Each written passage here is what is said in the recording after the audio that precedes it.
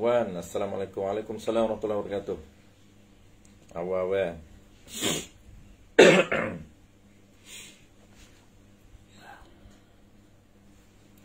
InsyaAllah hari ini tajuk baru. Hari ini ada kiblat. Minggu lepas syarat sah masuk waktu. Hari ini ada kiblat.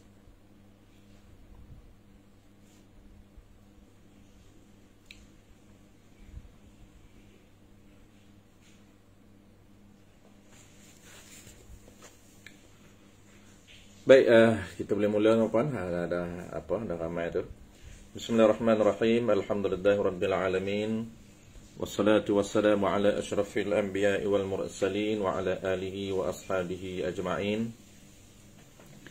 Allahumma 'allimna ma jahilna wanfa'na bima 'allamtana waj'alna minal mukhlisin. Wassallallahu ala sayyidina Muhammad wa ala alihi wa baraka wasallam. Walhamdulillahi rabbil alamin, amma ba'd. InsyaAllah seperti biasa tuan-puan, kita hari ini hari Sabtu, setiap minggu kita adakan kuliah mingguan online, secara online, yang dianjurkan oleh kawan-kawan kita, geng-geng anak muda daripada Ceras dan juga Selayan, gabungan kawan-kawan kita. InsyaAllah kita akan sambung pendetailan dalam tajuk syarat sah sembahyang. Ini antara subtopik sembahyang yang menjadi asas, antara subtopik yang penting dalam solat. Apabila kita sebut solat, maka dia ada beberapa komponen, beberapa subtopik yang perlu kita clear, yang perlu kita kuasai untuk pastikan tata cara ataupun pelaksanaan sembahyang kita itu menepati dengan peraturan syarak. Jadi antara topik yang penting yang kita mesti fokus, yang mesti kita jaga, iaitu yang pertama ialah syarat sah, syarat wajib kita dah bincang. Yang keduanya yang kita akan fokus ataupun tajuk sembahyang yang penting untuk kita faham dan juga teliti dan fokus, iaitu syarat sah setiap rukun. Itu tajuk yang penting yang kedua. Selain daripada syarat sah, dan tajuk yang penting yang ketiga ialah dalam kitab kita ini akan bincang perkara yang membatalkan sembahyang. Inilah tiga tajuk yang perlu kita fokus untuk pastikan standard ataupun level sembahyang kita ini ada kualiti di sisi Allah Subhanahu Wa Taala, diterima. Bukan saja diterima, tetapi sembahyang kita ada kualiti di sisi Allah Subhanahu Wa Taala. Itulah yang dinamakan hakikat sembahyang di sisi Allah Subhanahu Wa Taala, bukannya sembahyang sekadar nama. Sebab itu kita belajar supaya pelaksanaan sembahyang kita sembahyang yang hakiki, yang sebenar-benar sembahyang di sisi Allah Subhanahu Wa Taala, bukan sahaja sekadar nama sembahyang, bukan saja sekadar kita melaksanakan perbuatan sembahyang, tetapi kita mendirikan hakikat ataupun sebenar-benar sembahyang di sisi Allah Subhanahu Wa Taala. Itulah insya-Allah hari ini kita akan sambung syarat sah sembahyang yang keenam. Syarat sah sembahyang yang keenam. Dia ada 9 semua dalam kitab kita ini. Syarat sah sembahyang ada 9. Yang pertamanya Islam, yang keduanya akil, yang ketiganya suci badan daripada hadas kecil dan hadas besar, yang keempat suci badan dan pakaian dan tempat sembahyang daripada najis yang tidak dimaaf, dan yang kelima yang kita bahas pada minggu lepas, pada 2 minggu lepas, iaitu mesti masuk waktu. Itu syarat sah. Dan yang keenam hari ini sambung, iaitu syarat sah yang keenam menghadap kiblat. Menghadap kiblat ini salah satu daripada syarat sah. Apabila kita sebut syarat sah tuan-puan, kita selalu sebut dia ada 2. Pertama, syarat sah sebelum sembahyang, yakni syarat sah sebelum takbiratul ihram, Allahu Akbar, ada syarat sah dia. Inilah yang kita bincang, syarat sah sebelum sembahyang. Dan yang keduanya ialah syarat sah dalam sembahyang, iaitu ketika mana kita melaksanakan sembahyang, ada syarat sah. Ada syarat sah. Itu dipanggil syarat sah dalam sembahyang. Apa syarat sah dalam sembahyang yang penting? Sebelum sembahyang kita jaga syarat sah sebelum takbir Allahu Akbar, clearkan. Dan dalam sembahyang, pelaksanaan dalam sembahyang kita fokus kepada setiap satu demi satu rukun ada syarat sah untuk kita tunaikan, supaya setiap perbuatan kita, setiap perkataan kita dalam sembahyang menepati dengan piawaian yang telah ditetapkan oleh syarak. Baik, itu dia punya view awal sementara kita menanti kawan-kawan kita. Baik, kita boleh masuk tuan-puan. Kita terus kepada tajuk kita, muka surat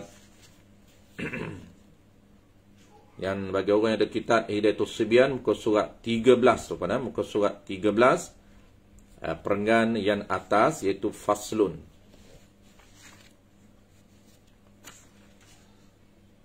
Muka surat 13.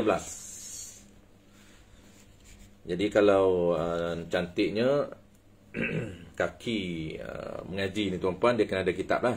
Itu syarat mengaji, ada modul, ada syllabus, ada kitab. Sebab kitab sebagai dalil, sebagai hujah kita berpegang dengan nas ulama, kita berpegang apa saja amalan kita dengan nas ulama yang berada di dalam kitab yang mu'tabar, yang diakui oleh seluruh para ulama kita. Jadi sebab tu kena ada kitab sebagai bukti, sebagai dalil. Amalan dalam agama kita ada sandaran. Amalan dalam agama kita ada sandaran yang jelas daripada nas ulama dalam kitab-kitab yang mu'tabar. Lepas tu kena ada kitab. Baik, qala al-musannif rahimahullahu subhanahu wa ta'ala. Muka surat 13, faslun, ay hadza faslun, ataupun ay hadza fasilun. Bermula ini satu fasal. Fasal ini kita dah bahas dulu daripada ni. Ulama guna fasal ini untuk menceraikan di antara satu topik dengan satu topik sebelum daripada ni.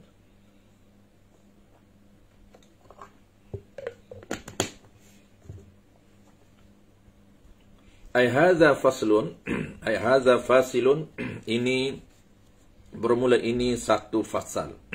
Fasal ni pemisah di antara topik sebelum ni dengan topik yang baru nak masuk ini, dipisahkan dengan satu ibarat, satu istilah yang dinamakan faslun. Faslun, pemisah di antara topik sebelum ni menghadap masuk waktu dengan topik baru ni, iaitu kita nak bincang tentang adab kiblat.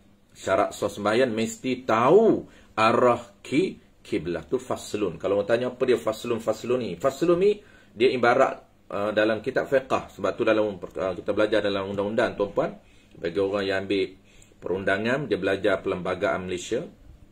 Dalam perlembagaan negara kita terpengaruh dengan istilah fiqh. Kenapa? Kerana fiqh ini ilmu perundangan Islam.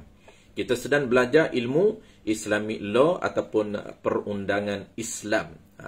Sebab itulah di dalam bahasa-bahasa perlembagaan negara kita banyak digunakan bahasa-bahasa fiqh. Antaranya ialah fasal 1 ceraian 1, fasal 1 ceraian 2. Sebab tu dalam bahasa Arab tuan-puan, di kelas itu kelas 1, kelas 2, kelas 3, darjah tu, darjah 1, darjah 2, darjah 3 tu dipanggil faslun, faslul awal, faslul tsani. Darjah 2 dipanggil faslul tsani, darjah 3 dipanggil faslul tsalis. Kenapa? Karena di antara darjah 1 darjah 2 tu, ataupun tahun 1 dengan tahun 2 tu dipisahkan. Ya? Maka kita nak pisah tu, nama dia tu tuan-puan, faslun. Bermula, qala al-musannif rahimahullahu subhanahu wa ta'ala. Bermula menghadap, yani menghadap ain kiblah, iaitu menghadap ain kiblah ini, tahu arah kiblah ini 4 martabah. Tahu ain kiblah ini dengan salah satu daripada 4 standard. Jadi kita nak solat ni tuan-puan, pastikan kita ada ilmu untuk tahu bagaimana cara untuk kita tahu arah kiblah, sama ada dengan cara apa cara sekalipun dalam salah satu daripada 4 martabat ini. Bermula menghadap ain, yakni diri kiblah. Ni ain yakni diri kiblah, nak ada diri kiblah. Ini qaul mu'tamad. Dia ada khilaf. Qaul mu'tamad, wajib menghadap ain kiblah, ini diri kiblah. Apa dia kiblah? Kiblah itu asal dianya, arah kiblah itu asal dianya ialah arah yang kita hadap. Itu daripada kiblah. Tapi kiblah ini merujuk kepada apa? Merujuk kepada Kaabah. Kiblah ini, asal kiblah itu dipanggil arah. Kita ada arah mana ni? Iaitu arah Kaabah. Jadi kita hadap semayam ini tuan-puan, kita menghadap arah Kaabah yang 4 segi tu. Dia panggil Kaabah, Ka'batun. Kenapa dipanggil Kaabah pula? Adalah wasumiyat Kaabah. Kenapa dipanggil Kaabah tu? Ada illatu tasmiyah dia. Ada sebab kenapa panggil orang Arab panggil Kaabah. Itu tak menjadi isu lah. Itu sebagai info tambahan saja. Yang penting, kita nak tahu, kita nak bincang hari ini, hadap itu, hadap arah Kaabah. Ataupun hadap diri Kaabah. Maka qaul yang mu'tamad, kita wajib menghadap diri Kaabah yang 4 segi tu. Bukan arah Kaabah. Arah qaul yang dhaif, yang kita akan sebut di belakang nanti, conclusion ataupun kesimpulan. Kita buat kesimpulan semua. Kita akan sebut perbezaan ulama ini ataupun khilaf ulama. Di sini disebut qaul yang dhaif, qaul yang mu'tamad. Itu ada diri Kaabah, iaitu diri 4 segi. Kaabah ini orang Arab kenapa dia panggil Kaabah? Karena Kaabah ini merujuk kepada yang al-irtifak. Dia panggil irtifak ni sesuatu yang tinggi, yang macam bonggoi. Benda yang macam bonggoi, benda yang tinggi ni, dia panggil Ka'bun. Dia panggil Kaabah. Tu dia panggil Kaabah tu, kita pun panggil Kaabah lah, masyhur ikut orang Arab. Iaitu bangunan 4 segi yang tinggi ini, itu dipanggil Kaabah. Itulah dipanggil diri kiblah. Yang kita nak hadap. Sebab tu orang Arab buku lali ni tuan-puan, orang Arab panggil Ka'bun, buku lali. Buku lali kita ni kan, daripada sama di kaki tu tiba-tiba bonggoi tinggi. Lepas tu sama balik. Tu dia panggil Ka'bun. Orang Arab panggil buku lali tu Ka'bun. Benda yang berbonggon, benda yang tinggi, irtifak. Iaitu hadap diri kiblah itu 4 martabat. Kita akan bincang ke 4 semua gini tuan-puan. Dia simple saja. Pastikan kata kunci dia, kita sebelum kita solat, sebelum Allahu Akbar, kita tahu mana diri kiblat ataupun mana arah kiblat, qaul dhaifnya, berdasarkan salah satu daripada 4 standard ini. Kita boleh pilih nak berada pada standard mana. Dan kita ni pula tuan-puan, situasi mengikut situasi kita.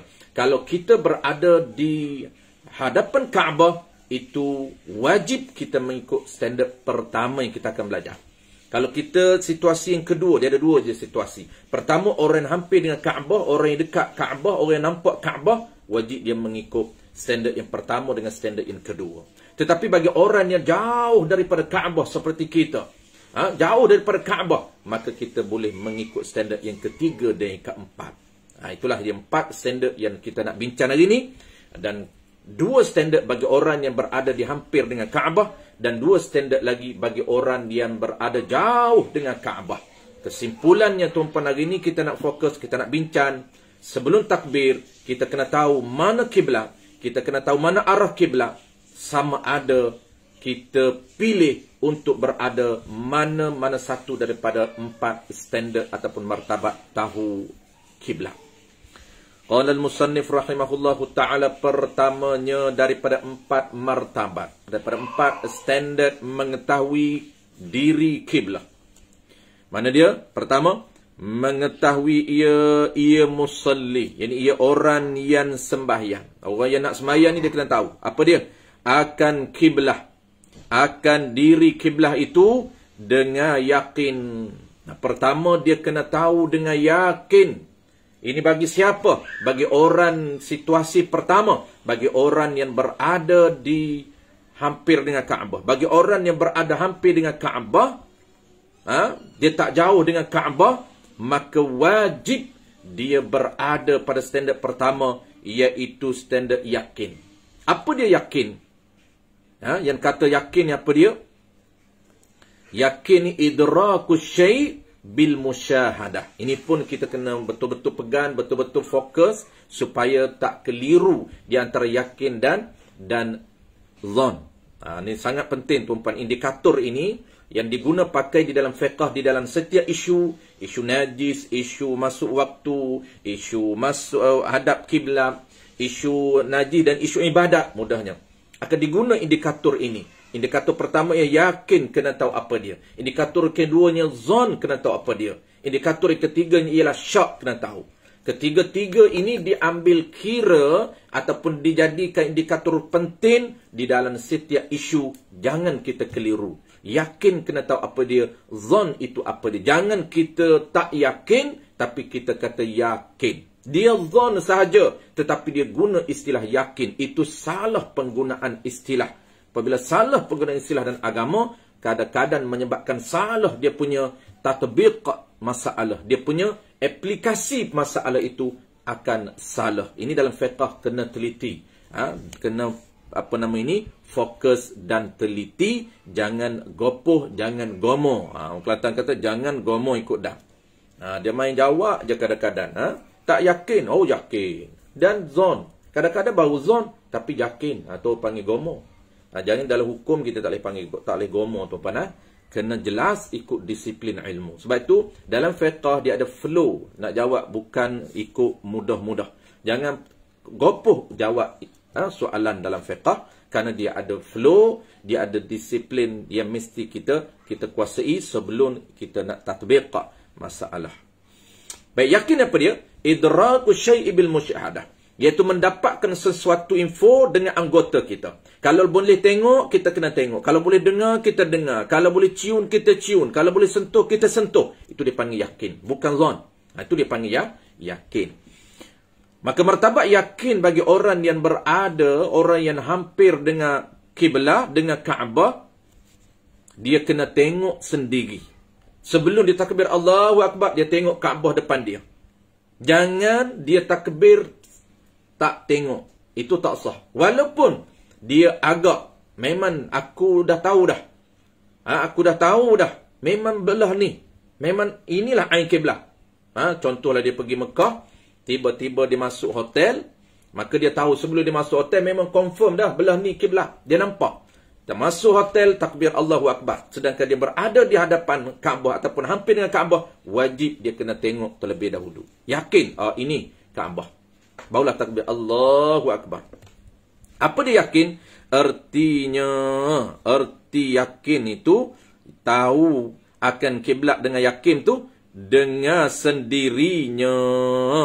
Artinya dia tahu kiblat itu Kaabah tu dengan sendiri, bukan dengan orang lain cerita, bukan dengan ijtihad, tapi dengan sendiri. Apa dia dengan sendiri? Iaitu tafsir lagi dengan sendiri. Iaitu bahawa melihat ia musalli akan Kaabah. Dia tengok sendiri Kaabah dengan mata kepala dia. Baru dia takbir Allahu Akbar. Dia tengok sendiri dengan mata kepala dia. Itu dia panggil yakin. Ataupun dia tak tengok. Kalaulah dia tak nampak, dia tak boleh tengok. Tak. Ataupun disentuh akan Kaabah. Sama juga martabat yakin. Kenapa? Kerana sentuh menggunakan salah satu daripada deria dia. Anggota deria. Salah satu daripada anggota dia. Atau disentuh akan Kaabah itu dengan anggotanya, anggota musalli. Ataupun dia sentuh. Bagi orang buta ataupun orang tak nampak, maka dia sentuh Kaabah dulu. Ni Kaabah depan dia. Maka dia sentuh, oh ini Kaabah. Dan kedua, qala al-musannif rahimahullahu ta'ala. Itu yang pertama. Mudah saja yang pertama. Kita nak berada pada martabat yang pertama. Wajib bagi orang yang berada di hadapan Kaabah. Orang yang berada hampir dengan Kaabah. Maka wajib dia berada pada martabat pertama. Iaitu yakin. Mesti yakin dulu arah kiblat. Ataupun mesti yakin dulu kiblat sebelum takbir. Nak yakin macam mana? Tengok atau sentuh. Dia tengok Kaabah depan dia. Dia sentuh Kaabah depan dia. Baru boleh takbir Allahu Akbar. Itu standard yang pertama. Bagi situasi orang yang berada hampir dengan Kaabah. Dan keduanya. Dan keduanya daripada 4 martabat tahu diri kiblat ataupun tahu kiblat. Apa dia? Dengan ijtihad. Tak belum lagi. Itu yang ketiga. Yang kedua, dengan mendengar khabar orang yang kepercayaan. Jadi dengar ni kena takdir. Dia ada hazaf. Apa dia hazaf?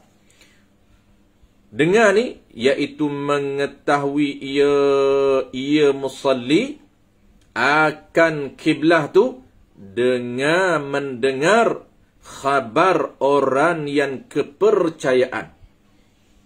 Ini pun martabat yang kedua ni, dia tak tengok sendiri. Dia tak tengok sendiri Kaabah depan mata dia dah. Tetapi dia dengar khabar, yakni pemberitahuan.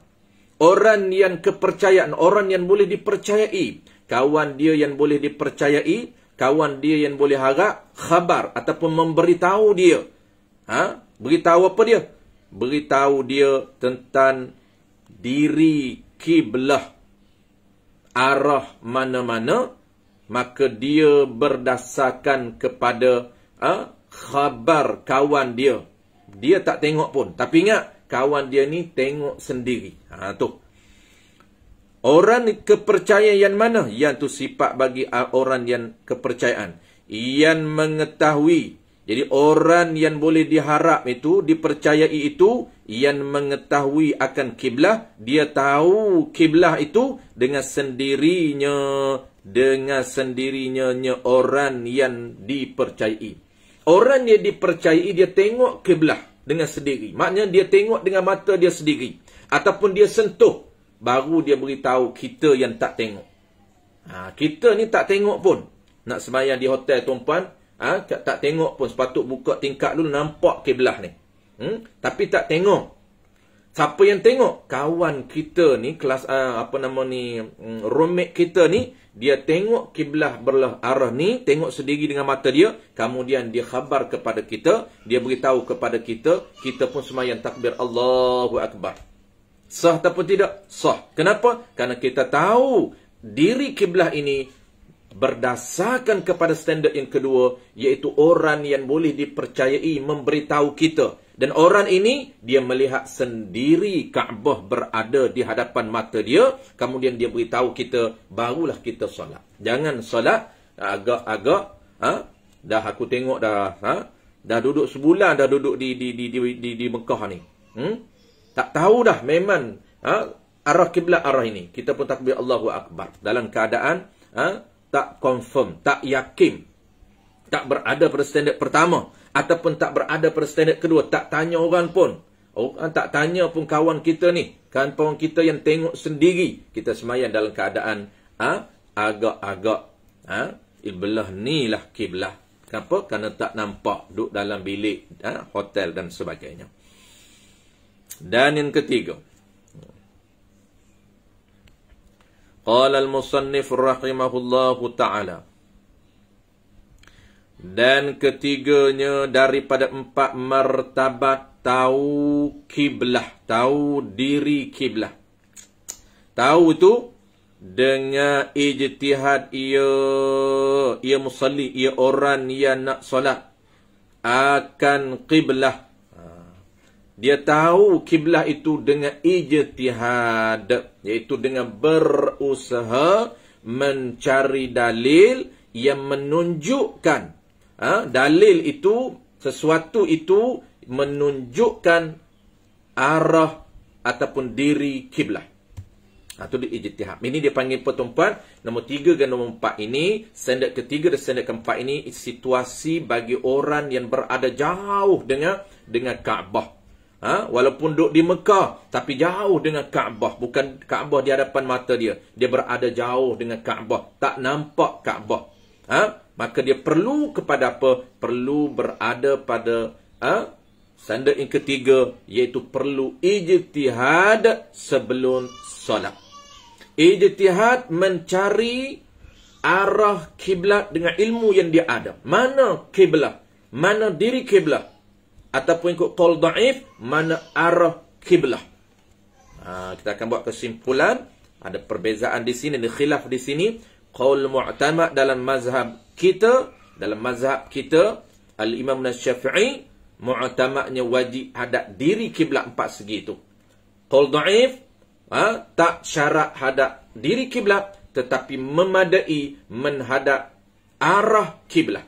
Maksud asalkan arah, posisi kiblat itu berada di arah matahari jatuh, di arah arah matahari naik, arah barat, maka asalkan kita hadap dada kita ke arah itu sah.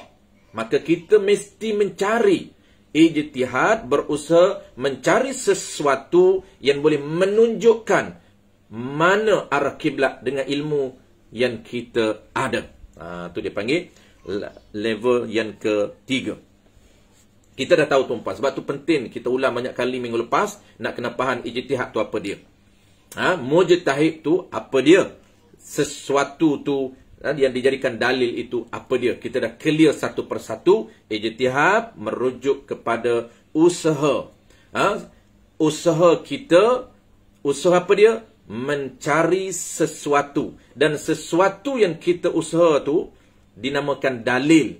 Tempat menunjukkan masuknya waktu ataupun menunjukkan ain kiblah.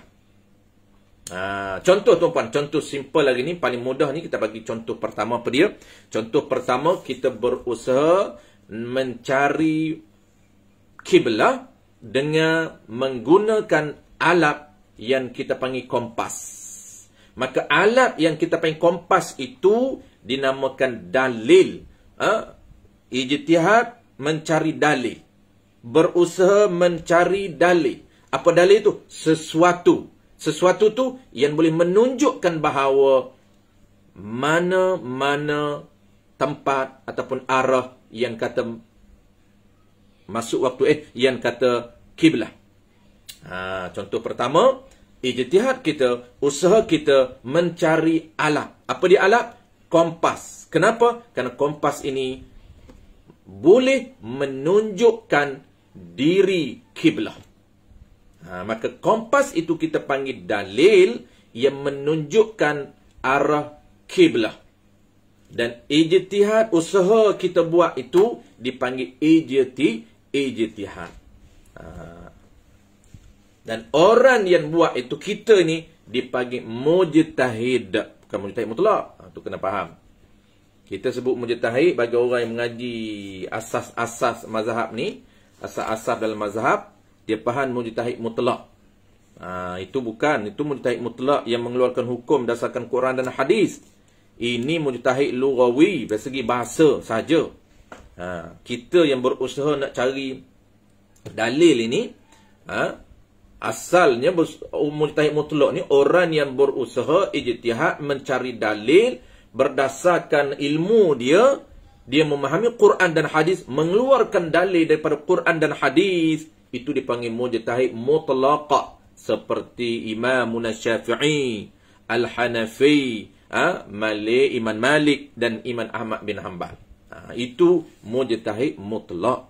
Adapun kita mujtahid pada bahasa, iaitu orang yang berusaha mencari dalil, mencari sesuatu yang menunjukkan sesuatu itu masuknya waktu, menunjukkan sesuatu itu arah kiblah. Maka kompas yang kita guna, sama ada kita beli kompas, hari ni paling mudah tuan-puan boleh guna kompas dalam handset, boleh install siap-siap dalam handset. Di mana saja kita pergi, nak cari arah kiblat, tak perlu tanya orang, kita buka handset kita guna handset kita, tahu arah kiblat mana-mana menggunakan kompas. Maka orang yang semayan tahu arah kiblat menggunakan kompas, level mana? Bukan level yakin. Jangan gomo yakin. Setengah kita tu orang kata, mu ni adab kiblat ni tahu ke? Yakinlah, dia kata belah ni lah adab kiblat. Mana tahu yakin ni? Ini kompas ada ni, tak yakin lagi.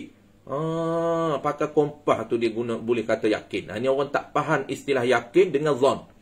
Jadi ketiga ni tuan-puan, standard yang ketiga standard zonnun. Zon, apa dia zon? Kuat sangkaan hati. Kuat sangkaan hati ni dengan ada dalil. Mana dalil? Dalil itu usaha kita mencari dalil. Kompas itu dinamakan dalil. Yang kata berat hati kita mengatakan bahawa arah ini arah kiblah. Itu penting tuan-puan. Teliti setiap satu demi satu istilah. Penting, sangat penting untuk menguasai istilah supaya dia tidak akan tersilap hukum. Ini kita panggil disiplin ilmu. Fiqh ni tuan-puan, dia sangat-sangat teliti, sangat-sangat fokus, tak boleh kita gopoh di dalam menhukum. Apabila kita gopoh, kita kata yakinlah dah ada kompas. Nampak bagus lah. Ada kompas, dia kata yakinlah. Ni al-arah ni bukan yakin. Kompas itu berada pada level zonnun. Zon. Kenapa zon? Zon ini cenderung hati kita, beratsakan hati dengan apa dia? Dengan berpandukan dalil. Mana dalil? Dalilnya adalah alat ini. Kompas ini adalah dalil yang memberatkan hati kita bahawa inilah dia arah kiblat. Inilah dia arah kiblat. Baik. Settle tuan-puan. Contoh kedua, kita bagi dua contoh cukup tuan-puan. Contoh pertama, berpegang kepada kompas, itu dinamakan zon, sah. Contoh yang kedua, kompas pun tak ada. Alat kompas pun tak ada tuan-puan. Orang nak tanya pun tak ada. Apa kita nak buat? Maka kita tak boleh juga solat dalam keadaan gamak-gamak, dalam keadaan agak-agak, dalam keadaan boleh jadi, dalam keadaan kuk-kuk. Hari ni kuk-kuk lah. Orang dulu gamak-gamak. Agak-agak alik ni lah. Gamak-gamaknya alik ni lah. Mungkin alik ni lah. Kuk-kuk alik ni lah. Kenapa boleh jadi kuk-kuk? Dia tak ada satu benda dalil yang dia boleh pegang. Maka itu bukan zon, lagi-lagi bukan yakin, tetapi solat dalam keadaan syak. Maka ditolak di dalam syarak. Walaupun bertepatan dengan arah kiblat. Ini penting. Contoh kedua apa tuan-puan? Contoh yang kedua, apa yang dia nak guna? Apa saja ilmu, kalau dia tahu, dia boleh jadikan sandaran. Sebagai hujah dia, sebagai dalil, mengatakan bahawa ini arah kiblat. Contoh paling mudah tuan-puan, disebut oleh para ulama kita. Contoh kita masuk hutan, kita hiking mana-mana bukit, masuk dah waktu zuhur. Kita nak solat zuhur. Maka nak solat zuhur ini dalam keadaan kita tidak ada arah kiblat, tak ada kompas, handset kita pun tak install kompas. Kita nak berpandukan kepada apa?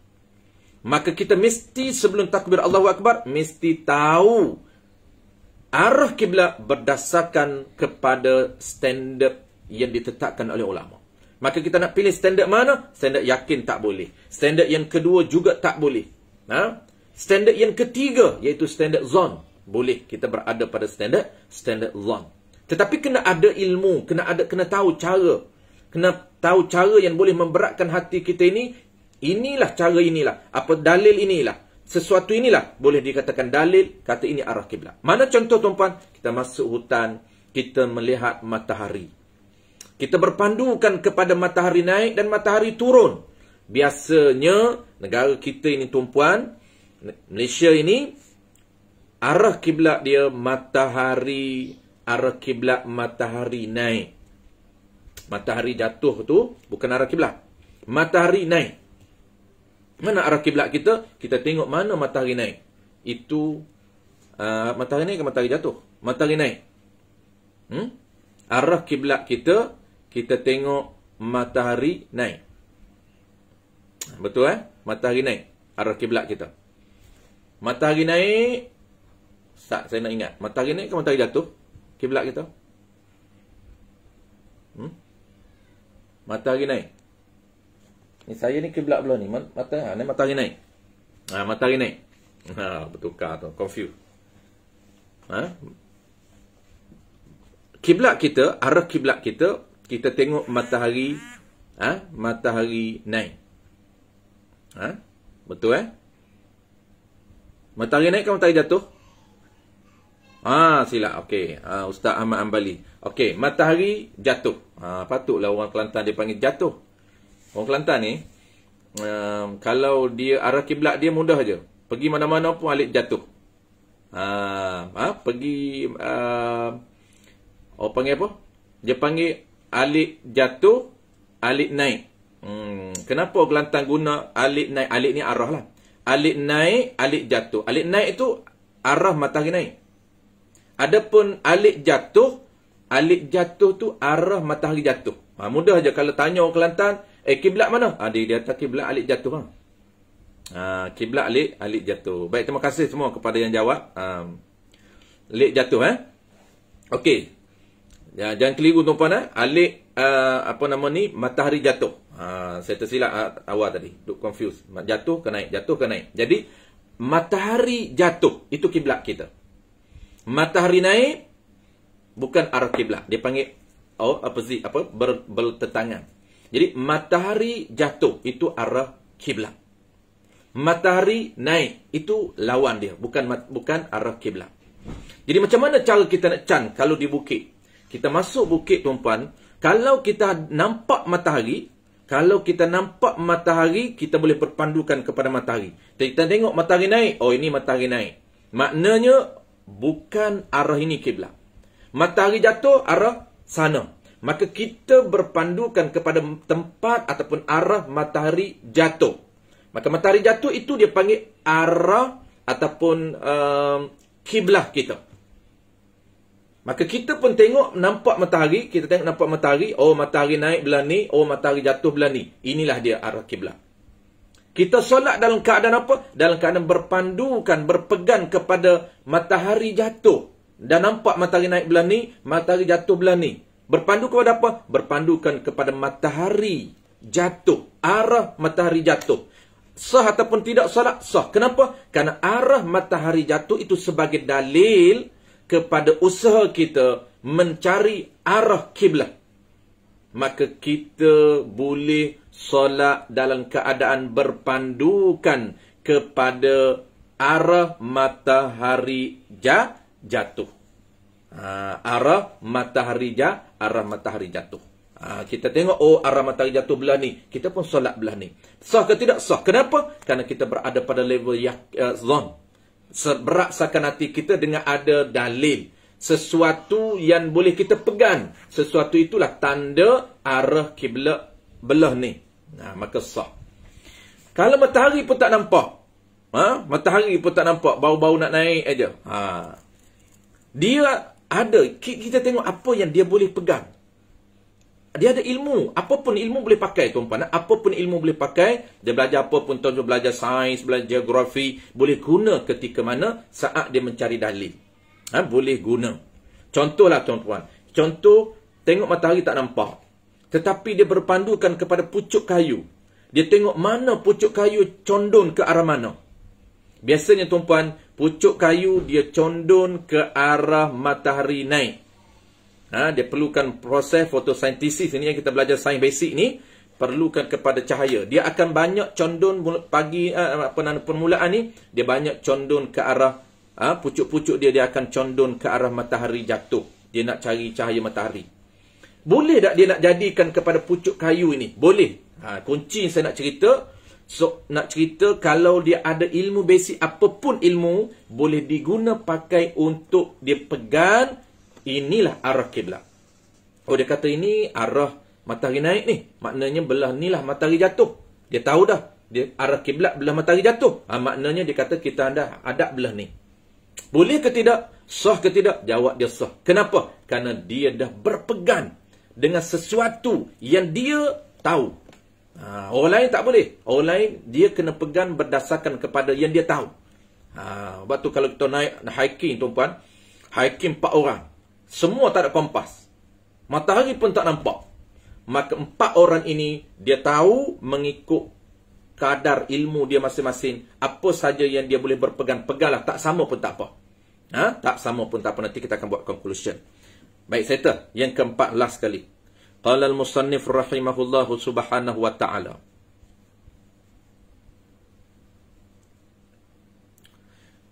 Settle. Yang pertama, yang ketiga.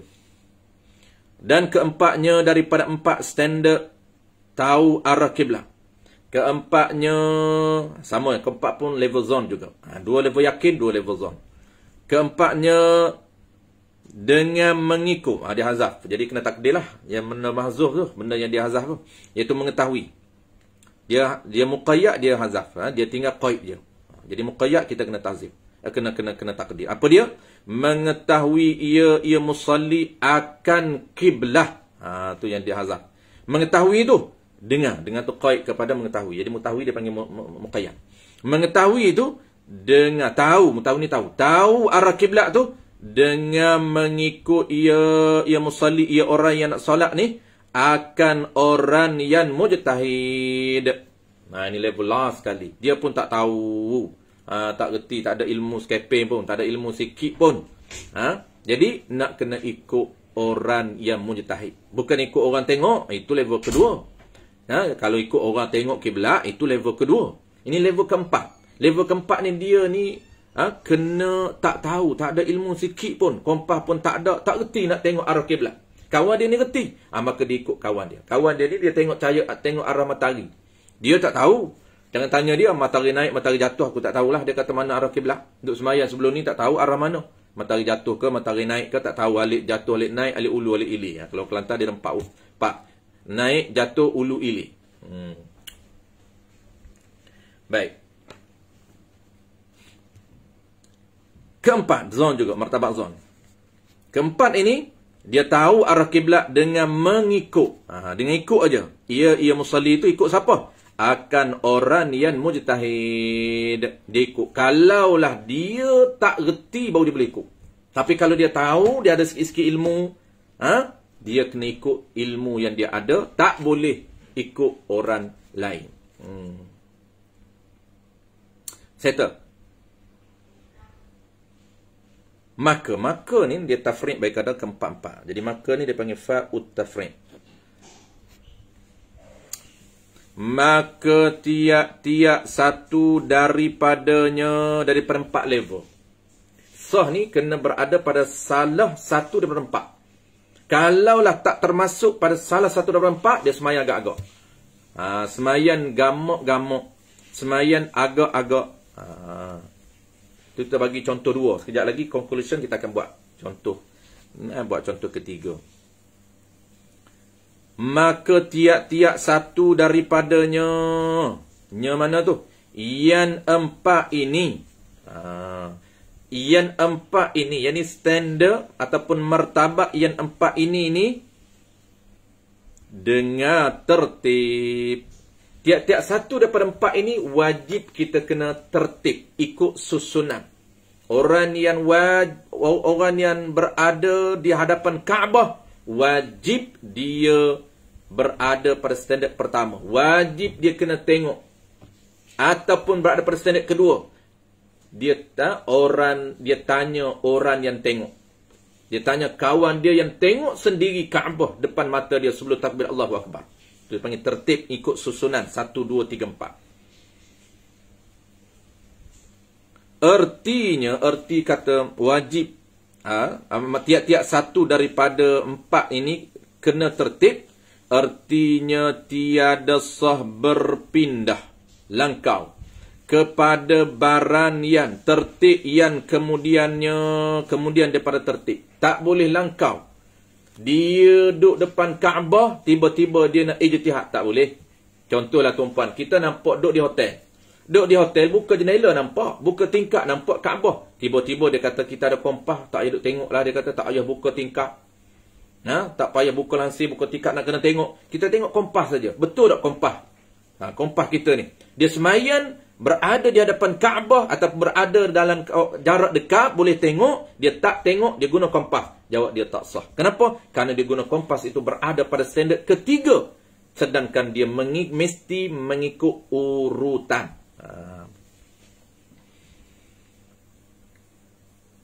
Tiada sah arti kena ikut tertib ni. Tiada sah berpindah. Yang ni langkau. Kepada barang, kepada standard. Tahu arah kiblat yang kemudiannya standard yang selepas daripadanya. Melainkan yang boleh juga dia langkau ni, tak ikut standard 1, 2, 3, 4 ni, melainkan apabila lemah ia musalli. Dia tak mampu untuk berada pada standard pertama dan standard kedua. lemah daripada baranian, daripada martabaian, daripada standard yang dahulu daripadanya. Standard yang sebelum ni dia lemah, dia tak mampu. Tak mampu nak berada pada standard pertama, tak mampu berada pada standard kedua, baru boleh dia berada pada standard ketiga. Itu dia panggil apabila lemah, apabila tak mampu berada pada standard pertama dan kedua, baru boleh berada pada standard ketiga. Dan barang, ini kesimpulan, dia nak buat kesimpulan semua. Dan barang siapa sembahyang ia barang siapa dengan ijtihad, ia barang siapa pada kiblah. Kesimpulan dia nak buat, kalaulah seseorang tu solat dengan ijtihad, dengan usaha cari sesuatu dalil yang kata inilah arah kiblat, maka nyata tersalah ijtihad dia itu, tersalah tu dengan yakin. Di sini kena teliti tuan-puan. Tersalah dengan yakin, bukan dengan zon juga. Maka hendaklah ia orang yang guna ijtihad dia ni tersalah tu pula dengan yakin. Hendaklah wajib ia orang tersalah tadi mengulang akan sembahyangnya pada hal wajib. Jadi hendaklah ia ulang sembahyang orang yang tersalah itu pada hal sembahyang dia itu wajib. Kalaulah sembahyang itu status tidak sembahyang wajib, maka dia wajib i'adah, wajib ulang. Kalaulah dah habis dah waktu, wajib qada dalam keadaan tak berdosa. Baik. Apa yang kesimpulan dia nak cerita tuan-puan? Kesimpulan dia nak ceritanya ialah, kalaulah yang pertama, kita buat kesimpulan ke semua sekali. Yang pertamanya, sah sembahyang, yang kata syarat sah sembahyang ini, untuk Allah terima sembahyang kita ini, mesti kita tahu ain kiblat, ataupun dia panggil ikut qaul mu'tamad, ain kiblat, diri empat segi itu, melalui salah satu daripada 4 standard ini, baru sah. Kalau kita tahu arah kiblat mana-mana ataupun diri kiblat mana-mana, tahu itu dengan cara apa?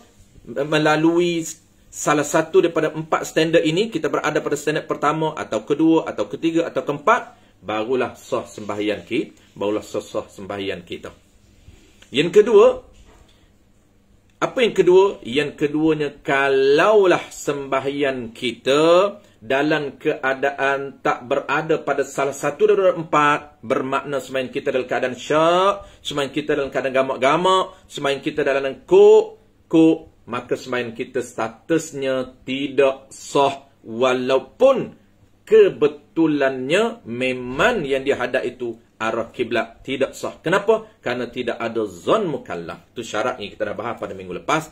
Syarat untuk Allah Ta'ala nak terima sembahyang kita, nak terima ibadat kita, sekurang-kurang mesti lengkap 2 syarat, zon mukallaf dan nafsul amri. Baik. Dan yang ketiga, apa dia kesimpulan yang ketiga? Yang ketiganya, kalaulah yang pertama sah, yang kedua tak sah, yang ketiga ini kena ulang. Apa dia? Kalaulah dia solat dalam keadaan ijtihad, dengan ijtihad dia, tetapi yakin, bukan zon, yakin tersalah. Yakin tersalah, maka wajib dia qada. Kenapa? Karena tersalah zon yang ternyata salah itu tidak diambil kira di sisi syarak. La ibrata bi dhanni tabayyanal khata'. Ini orang panggil kaedah masyhur di dalam mazhab kita al-Imam Asy-Syafi'i. Boleh ditengok kaedah ini dalam kitab kitab induk dia Asbah wan Nadhair, dan kitab furu' dia banyak kitab-kitab dikumpul, antaranya ialah kitab Ad-Durrul Bahiyah dikarang oleh tuan guru kita iaitu Syekh Nuruddin Al-Mabu' Al-Banjari Al-Makki. Kaedah ni menyusun kaedah-kaedah yang penting untuk kita aplikasi dengan hukum. Jadi kaedah la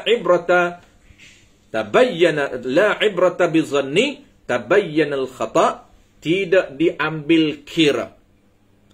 Zon, sangkaan.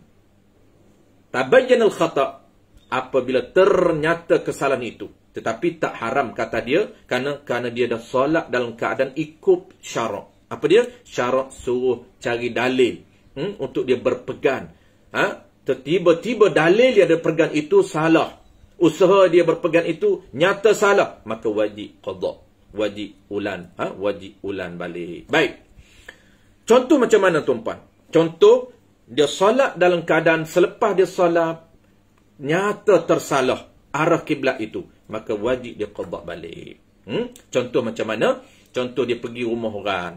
Pergi rumah orang, masuk bilik tetamu, dia nak cari arah kiblat, tengok error tanda tak ada. Kompas pun tak ada. Nak tanya tuan, kalaulah tuan mudah nak tanya, tanyalah kawan kita. Contohnya kawan kita tak ada masuk bilik dia, tak nak naik bilik dia tingkat 2, nak kacau. Nak solat macam mana? Tak boleh solat agak-agak, tak boleh solat dalam keadaan gamak-gamak. Mesti dia kena cari something untuk dia jadikan hujah, ini arah kiblat. Dia pun tengoklah sejadah. Dia kata biasanya kita tengok sejadah yang telah dihampar. Kalau sejadah yang telah dihampar, kita tengok arah mana sejadah dihampar. Arah sejadah tu kan, sejadah tu dia ada Kaabah. Sejadah, kita ambil sejadah yang kosong tu, sejadah ada tanda Kaabah tu.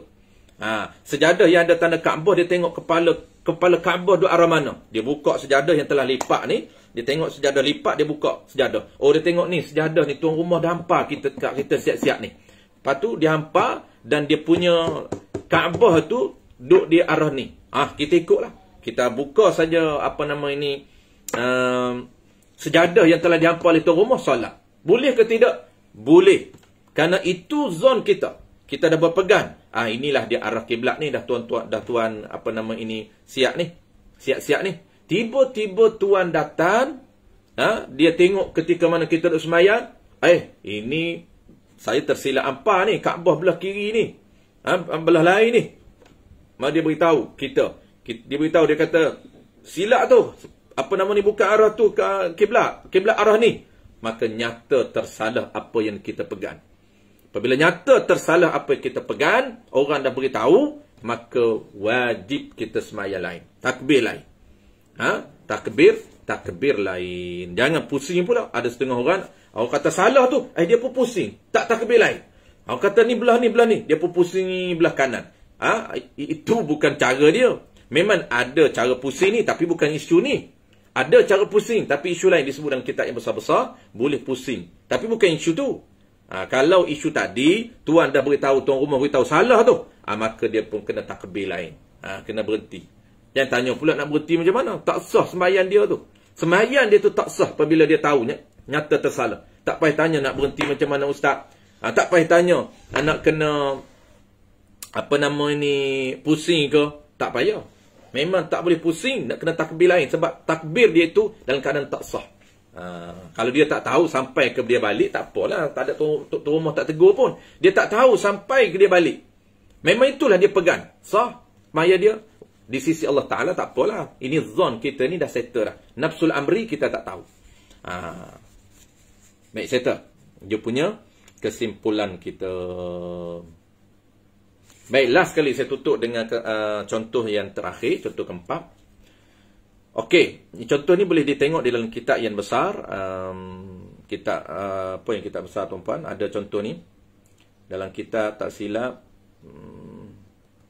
Bayuri Ibn Qasim pun ada. Mughni Muhtaj. Itu antara kitab-kitab yang besar. Kitab yang detail lah. Dalam bahas bab yang isu-isu yang kecil ni. Jadi contoh dia tuan-puan, last kali saya nak bagi contoh nak lebih clear tuan-puan, lebih clear. Iaitu ijtihad ini. Ijtihad apabila dia kena ikut urutan. Kalau dia tak mampu nombor 1, nombor 3, dia boleh ikut nombor 4. Tetapi kalau dia mampu nombor 3, dia reti ijtihad sendiri tuan-puan. Tak boleh untuk dia berada pada 4. Tak boleh dia ikut orang. Kerana dia ada ilmu. Dia boleh tahu. Dia boleh jadikan suatu benda untuk tahu arah kiblat arah mana. Kita ambil qaul dhaif. Kita kesimpulan tuan-puan, qaul mu'tamad kena arah, kena diri kiblat, ain kiblat. Dia panggil jirim kiblat. Maksud kiblat itu Kaabah. Apa maksud Kaabah? Maksud jirim Kaabah, diri Kaabah, ain Kaabah. Itu qaul mu'tamad dalam mazhab kita. Adapun qaul dhaif sah menghadap arah kiblat. Biasanya kita ijtihad ni ada arah, bukan hadap diri kiblat. Maksudnya ini kiblat tuan-tuan, ini 4 segi, kita tak ada diri dia betul, tapi kita ada arah. Ini semua ni arah matahari jatuh ni tuan-tuan, semua pihak ini, semua arah ini dia panggil arah kiblat, arah Kaabah.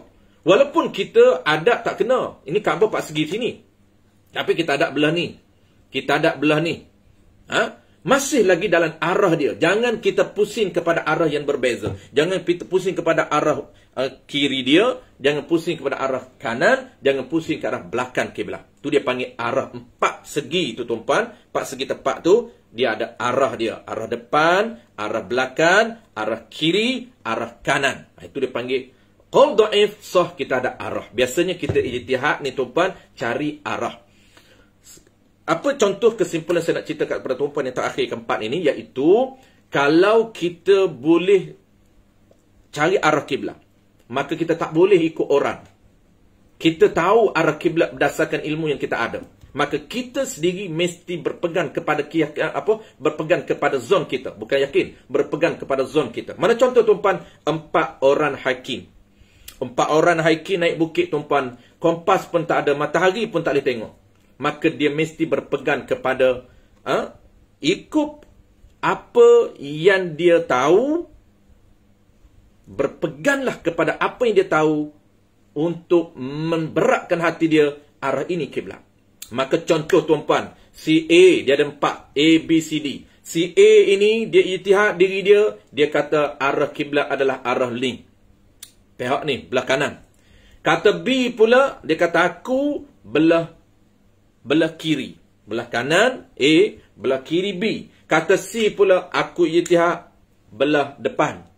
Kata D pula, aku ijtihad aku belah belakang. 4 orang tuan-puan wajib dia salat dalam keadaan zon masing-masing. Kerana tidak ada seorang pun yang yakin. Mesti dia berada pada zon masing-masing. Walaupun nafsul amri sebenar di sisi Allah Ta'ala ini seorang saja yang betul contohnya. Tetapi tak menjadi isu sah solat dalam keadaan zon mukallaf. Sebab kita nak kena ada syarat 2 ini, iaitu pertamanya zon mukallaf, yang kedua nafsul amri. Kalau nafsul amri itu kita nyata salah, baru kita wajib qada. Tapi kalau nafsul amri sebenar kita tak nyata salah di sisi kita sampai kiamat, walaupun salah tetap sah. Kenapa? Allah ambil kira ada zon mukallaf. Itu penting tuan-tuan untuk tahu disiplin ilmu ini, dia punya flow ini. Jangan kita semayang kalau gamak-gamak, walaupun dia semayang zon itu nyata tersalah, baru wajib qada. Tapi zon dia tu selagi tak nyata salah arah mana-mana, maka sampai bila-bila solat dia sah. Tu penting. Dia tak boleh nak ikut orang. Dia boleh ikut ni sekiranya dia tak tahu arah. Aku tak tahulah nak cari arah kiblat, aku barulah diikut kawan dia. 4 orang ni tuan-puan, kalau keempat-empat tahu, walaupun ijtihad berbeza, jangan ikut orang lain. Guna ijtihad dia. Kerana keempat-empat itu tidak ada satu pun yang yakin, yang betul. Wallahu a'lam. InsyaAllah kita akan sambung minggu depan tuan-puan dalam tajuk baru, faslun bermula menutup aurah. Juga tajuk yang agak penting tuan-puan. Dia penting. Dan kita akan cuba tambah tajuk ini. Kenapa? Kerana dia ada praktikal dengan di luar solat. Dalam solat sangat simple saja, tapi kita nak tambah lebih ini, iaitu sekiranya di luar solat, apa aurah kita. Ini insyaAllah dia ada 3 golongan. Kita akan bincang minggu depan. Iaitu lelaki ada 3 jenis aurah, perempuan merdeka ada 3 jenis aurah, dan yang ketiganya ialah perempuan yang hurrah, perempuan hamba ada 3 aurah, dan yang ketiga perempuan merdeka ada 4 aurah. Jadi insyaAllah kita akan bincang minggu depan. Kita bukan saja nak bincang aurah dalam solat, tapi kita cuba bantu untuk info di luar solat juga kita bincang, bagi ada info tambahan. Sebab walaupun nampak mudah tuan-puan, tapi inilah benda-benda yang penting yang kita mesti recall balik. Benda-benda yang penting yang kita mesti martabatkan balik. Sebab dari segi aplikasi implement setiap hari, apabila aurah ni benda basic, nampak basic, tapi kita tak teliti, menyebabkan orang tak tahu. Aurah di hadapan sepupu, aurah di hadapan bapak saudara, apa nama ni, bini kita, bapak saudara tu bukan bapak saudara kita. Dia yang memak saudara tu saja kita, yang bapak saudara tidak ada hubungan kita. Tapi aurah dia macam mana? InsyaAllah kita akan bincang. Ingat mudah saja, lelaki ada 3 aurah, perempuan ada 4 aurah. Cuma kalau nak tambah, perempuan hamba ada 3. Tapi oleh kerana kita nak ringkas, kita sebut 2 saja. Lelaki ada 3 aurah, perempuan ada 4 aurah. Kita akan bahas minggu depan. 4-3 tu salah satu aurah dalam solat. Kita akan bincang salah satu aurah dalam solat. Walaupun kita dia fokus aurah dalam solat, tuan-puan, tapi kita juga bincang aurah di luar solat. Mudah-mudahan kita diberikan keberkatan ilmu, tuan-puan, ada manfaat ilmu. Jadi itulah ilmu ini, dia kena perbetulkan asas untuk dapat ilmu yang manfaat. Ilmu manfaat ni, tuan-puan, ulama pesan selalu nak dapat ilmu manfaat ni, dia ada beberapa syarat yang kita mesti jaga. Dan kita boleh checklist, adakah kita dapat ilmu yang manfaat. Ini penting. Ilmu yang manfaat, dia kena jaga berada pada asas. Sebab tu Tuan Guru saya, sama saja. Tuan Guru Jicip, Tuan Guru Haji Omar, Ustaz Ibrahim, apa anak murid dia ni sama konsep dia, tuan-puan.